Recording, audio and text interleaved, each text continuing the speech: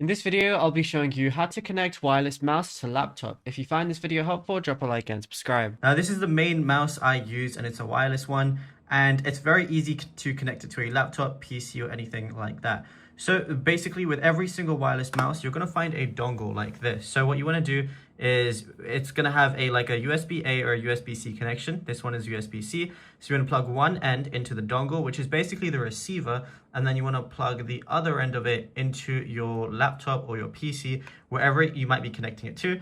But then the main thing is you want to make sure that this is in front of your mouse. So I like to keep it right off my mouse pad so it's still in close proximity. So whenever I'm gaming or doing anything else, it's going to be receiving the signal from the mouse. So it's going to be proper connectivity. And yeah, it's literally as simple as that. There is nothing else to it. But if you found this video helpful, be sure to drop a like and subscribe. And also be sure to check out all our other tutorials that we've been posting on the channel as well, because there is a lot to go through and you might find something you didn't know about yet.